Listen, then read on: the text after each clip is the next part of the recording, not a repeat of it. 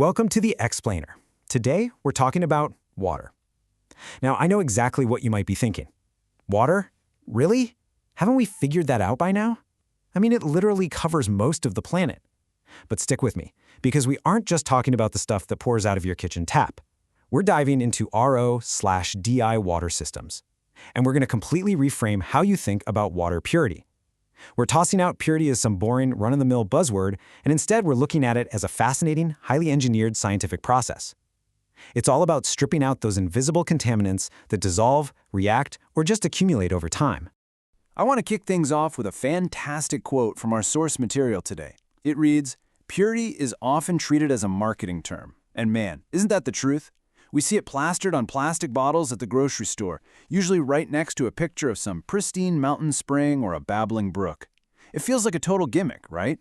But here's the thing. In the context of high-level water filtration, purity isn't about marketing at all. It is hard, unforgiving science."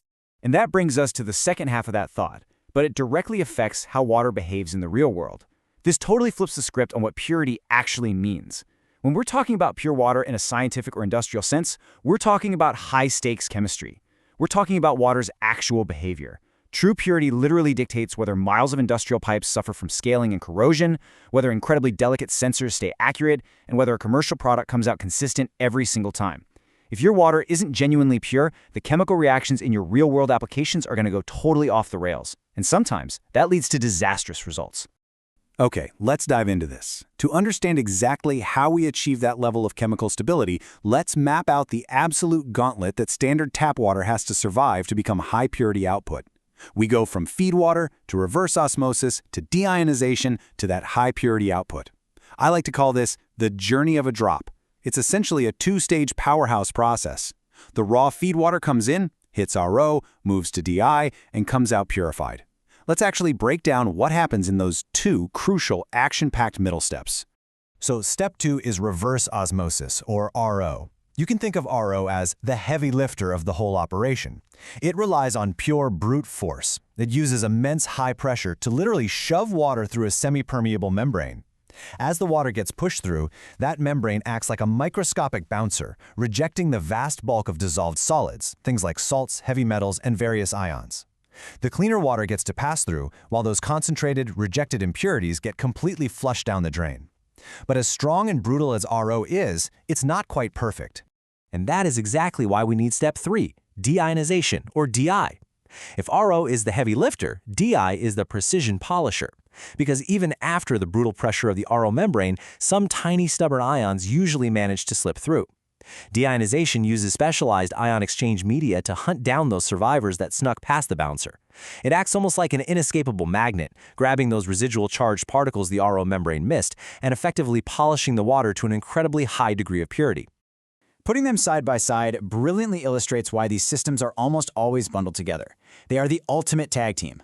RO handles the massive bulk rejection of dissolved materials using high pressure in membranes, but without DI there to capture those remaining residual charged particles using its ion exchange media, the water just wouldn't reach the required threshold.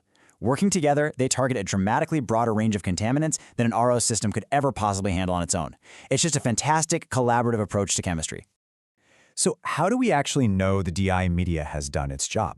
Well, the ultimate metric for success is extremely low conductivity. Now, conductivity measures water's ability to pass an electrical current, which is driven by dissolved ions. It's an amazing natural phenomenon, honestly. Pure water is actually a terrible conductor of electricity.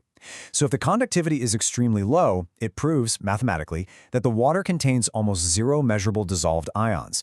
You've successfully stripped that water down to its absolute bare essentials.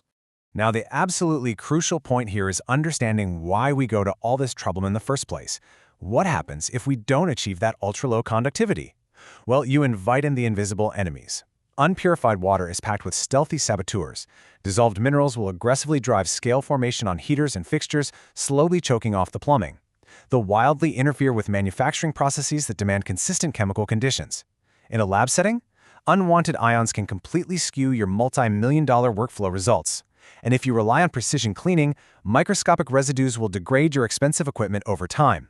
These aren't just minor inconveniences, they are disastrous for precision environments. Dealing with those invisible enemies means realizing there is absolutely no such thing as a one-size-fits-all RO/DI system. The quote-unquote best setup depends entirely on the specific conditions of your local feed water. Before you even think about designing a system, you have to look at the feed water hardness. You have to measure chloramine and chlorine levels. You need to know the total dissolved solids, or TDS. All of these hyperlocal factors dictate exactly how much pretreatment is needed before the water ever touches that delicate RO membrane, and they dictate how fast your system's components are going to wear out. Ultimately, this whole process boils down to one simple, incredibly empowering idea. Better purification leads to better performance. By grasping the mechanics of how RO removes the majority of solids with brute force, and how DI precisely polishes what remains, you are handed the keys to managing your water quality. You aren't just filtering water here. You are actively protecting your expensive downstream equipment, and you're avoiding the incredibly costly effects of scale and inconsistency. But, and this is a massive but, the magic only happens if you actually maintain the system. An RO/RDI setup is definitely not a set-it-and-forget-it kind of appliance. You have to meticulously replace those pre-filters regularly to protect the RO membrane. You have to actively service or replace that membrane the second its performance drops, most importantly, because DI media can get completely exhausted and cause your output quality to just drop off a cliff. You've got to renew the DI cartridges based on usage and conductivity drops. And finally, you have to continually clean the system to prevent nasty biofouling and channeling. If you skip this checklist, your purity levels are going to plummet. Which brings us to our final thought for today's explainer. We just learned that when DI media is exhausted, it completely stops capturing those residual charged particles. So I'll leave you with this. If you aren't actively monitoring your DI conductivity right now, what invisible contaminants are entering your system today?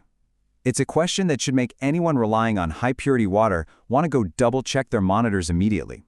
Thanks so much for joining me to explore the fascinating science of RO/DI systems.